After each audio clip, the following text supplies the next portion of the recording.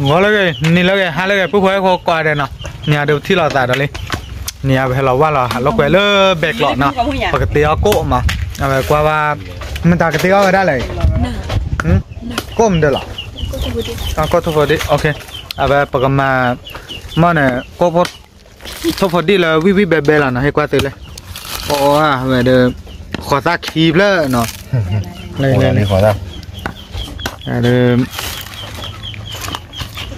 qua bé qua bữa nó cô là khó ra vì được bậc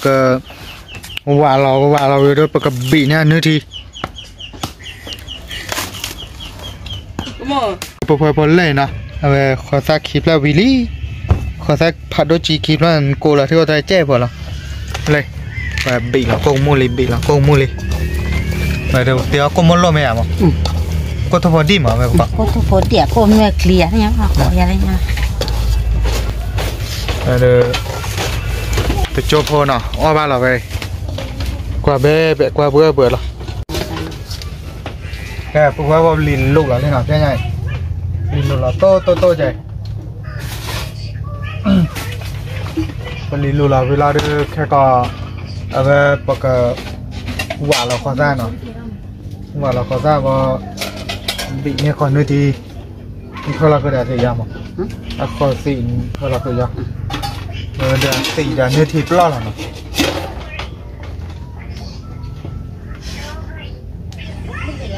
có thôi đi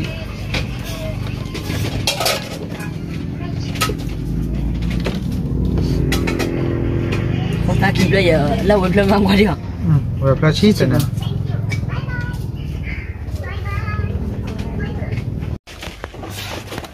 bữa phần đi lục có mà lo vì lý nè và ta lo bắt sẽ khởi chế thar khai rồi bậc quả là về mà này khó ra nè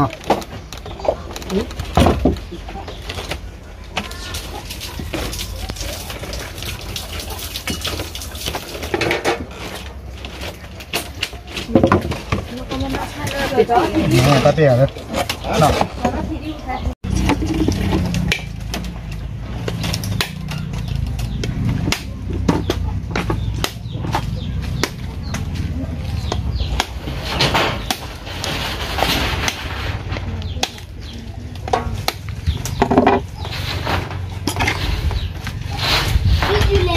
bạn sẽ phải làm đế lỏng hơn này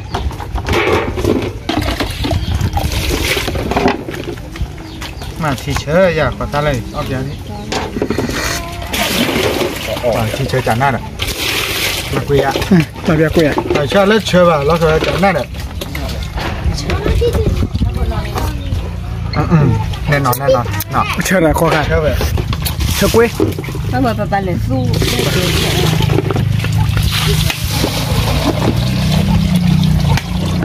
quan nó coi chơi tí là chơi đi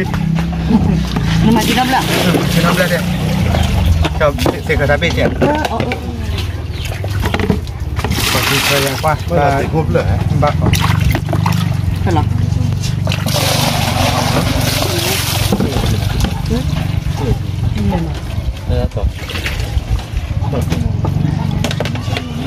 cái tìm luôn ta cái nó ta cái gì đó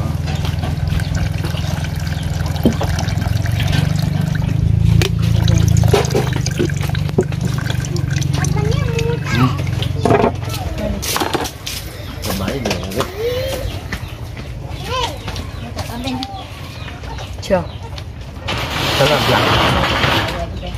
còn rất chưa nào nó xây nhà ở trong còn lên mẹ đây là thế đấy đấy bây ra lúc cua đi đây lúc cua đi ăn lúc cua hiệu phổ xạ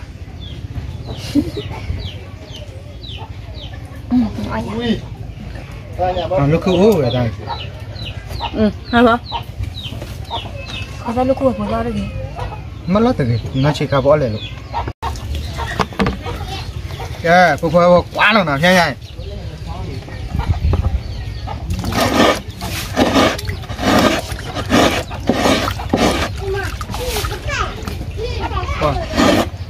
có ta đưa lên quả ta giờ là chị nào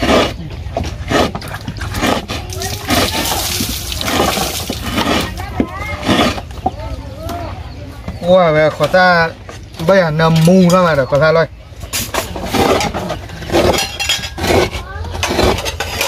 ta biết đột là nữa ta biết đột à đâu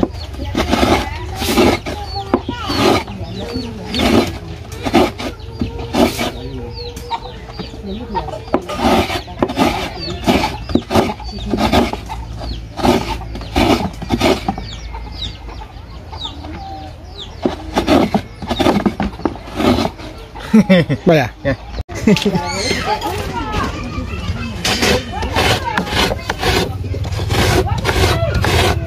นี่ไม่ใช่หนึ่งวันแต่ตลอดเลย ว้าที่ใหญ่ดูปุ๊บปุ๊บปุ๊บว้าเลยเป็นนักขี่บงดาบล้อที่เราก็ไกล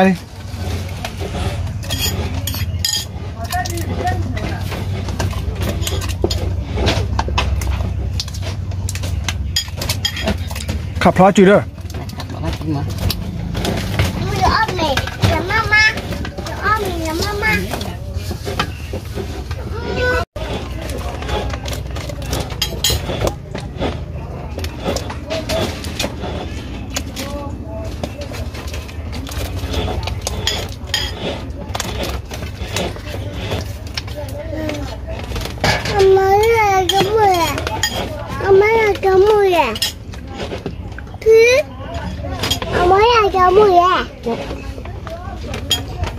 แกพันธุ์วิลี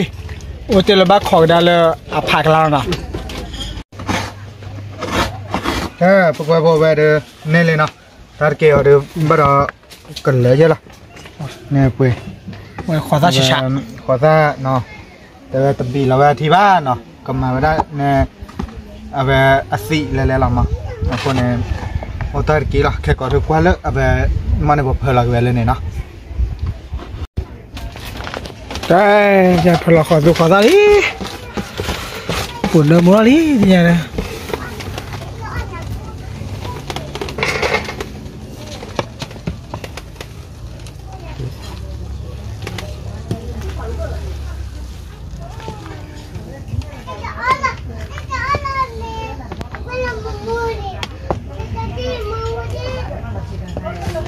ว้ากลาเลยโจ้เอาไว้แล้วนะ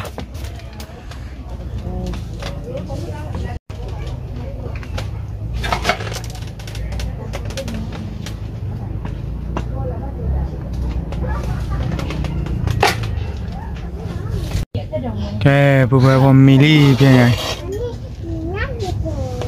มิลลี่เปิดกับเบลล์แล้ว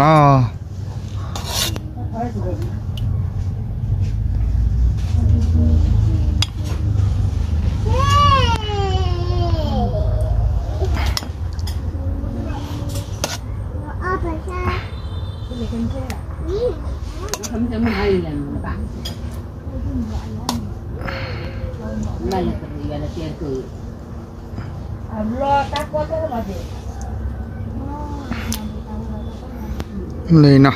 ปะเปียดิแกผู้บริโภคว่าต่อเดมิลลี่นะต่อไม่แบบว่าโกดใครบอกก็อ้อเปียว่านำหมดว่า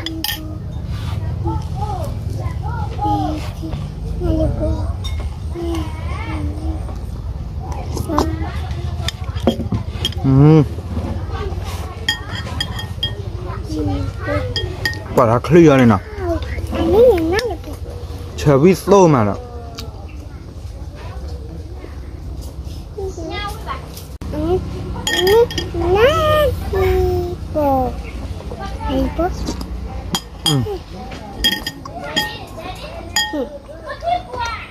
น่าเวียดเลยที่น้องเนี่ยพอเราเมื่อกี้ฮะเนาะปลาดิ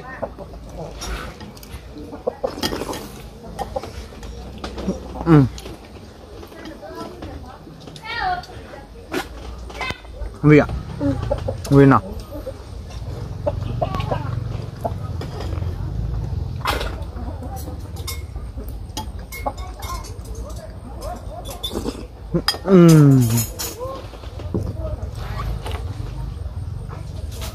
วิ่งไปไง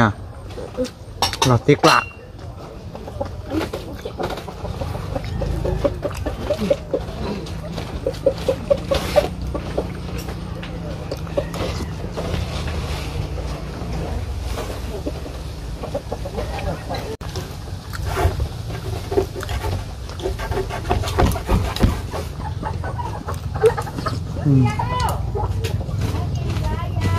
Ăn gì vậy? Ăn gì vậy? Cho rồi.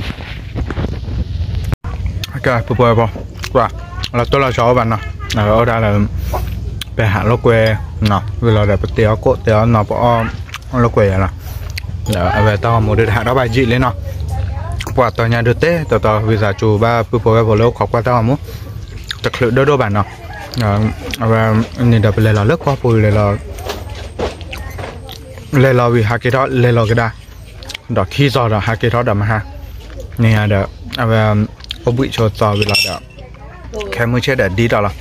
คนเนี่ยเดี๋ยวเอาไปจะคลื่นเดี๋ยวบางคนเดี๋ยวบ้าวิสาจูนะเดี๋ยวปุ๊บพอเราโอ้ขอกว่าเต้าหมูนะเดี๋ยวหยอกโชว์กับบ้าตื้อกอกันเดี๋ยวตื้อฮิปโปกับพอนะเดี๋ยวปกติเราใส่เลยคิดเอาเนาะเอาไปหยอกโชว์กับกอกันเดี๋ยวนะบ๊ายบาย